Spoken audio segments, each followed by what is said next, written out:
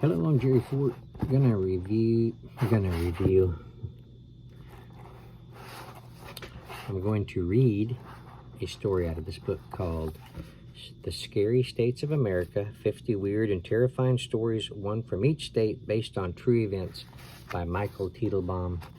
And the state I'm going to read this time is Kansas. Ghost in the Heartland is what it's called.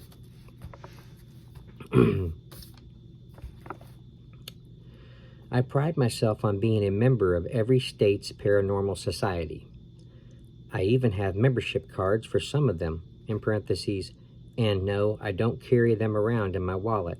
I realize that would be crossing a nerd line. I recently joined the Kansas Society and sent an email blast out to members asking for their stories.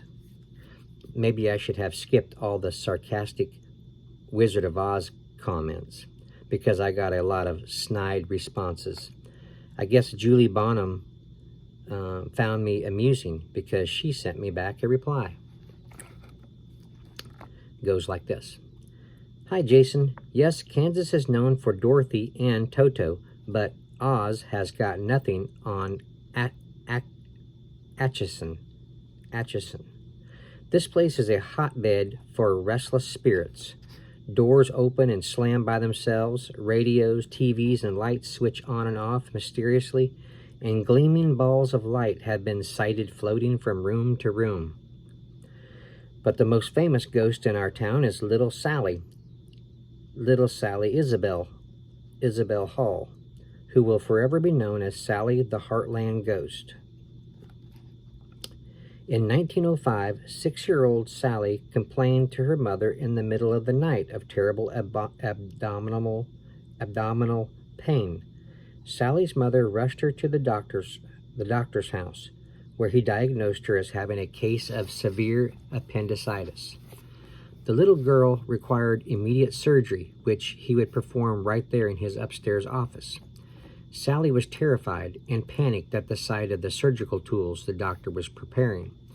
He struggled to hold the girl down while he gave her ether, which was used in those days as an anesthetic. Sally calmed down and eventually closed her eyes and drifted into unconsciousness. But the doctor didn't wait long enough before making the first incision. The ether hadn't fully taken effect, and Sally was not in a deep enough sleep. She bolted awake, screaming in agony from the pain of the cutting. She grabbed the doctor's hand, battling him as he tried to calm her down, as all the while the blood drained from her body. The doctor couldn't save her. He couldn't calm her down enough to put her out again, and he couldn't repair the damage done by his incision and her struggling. Just before she died, Sally looked up at him with terror and disgust in her blue eyes. "I hate you," she shrieked, "forever." Then she was gone. But not really. Her spirit remains in the doctor's house to this day. How do I know? Because I lived in that house. My husband, Tom, our daughter, Sarah, and I experienced Sally's angry spirit firsthand. The really strange stuff started as soon as Tom and I moved in. Sarah was still an infant. We loved the house and were thrilled that Sarah had her own room, until one night when we were awakened by her cries. I hurried into Sarah's room to find the radio blaring. The knob had been turned, but who could have done it? Sarah was too small to even reach it. I flipped off the radio switch, held Sarah until she quieted, and then went to bed. The same thing happened the next night, and then again a week later. I came into Sarah's room one morning to find pictures tossed to the floor and toys scattered everywhere. "Tom!" I cried. "What happened?" Tom yelled, racing into Sarah's room. "Who did this?" I asked, shaking my head and pointing to the mess on the floor. "It looks like an earthquake hit in here." As we began cleaning up, I got a strange, uncomfortable feeling that I was being watched. We tried to put these weird events behind us and get on with our lives. Being new parents, we took a lot of pictures of Sarah. When the first roll of film came back, every image of Sarah was covered with blurry blobs of light and distorted swirls of color. The rest of the photos were normal. It was like someone had deliberately tried to wipe our daughter from the photos. We tried different cameras and different types of film, shooting in the bright daylight or with a flash at night, but the result was always the same. Even digital shots showed up on the screen a second after we took them, with Sarah pixelated out. Then the strange noises began. Footsteps and whispers at first, then growls, and finally the clear sound of a little girl's cry for help. But all this was just the beginning. One evening, Sarah was asleep, and Tom and I were downstairs watching TV. Suddenly, I smelled smoke. As I dashed upstairs, the smoke thickened. Smoke was pouring out from under Sarah's door. I flung the door open and was horrified to see flames spreading across the room. "Tom!" I screamed, rushing into the room and grabbing Sarah from her crib just as Tom burst in with the fire extinguisher. He ran past me as I carried Sarah downstairs, and he hosed down the room. In a few minutes, the fire was out. Why didn't the smoke detector go off? Tom wondered, pulling the device open. The battery was gone. "I just put a new battery in that thing 2 weeks ago," Tom said. Things stayed quiet for about a month, until one day, as Tom was painting the hallway, he felt the temperature drop suddenly. Frigid air surrounded him.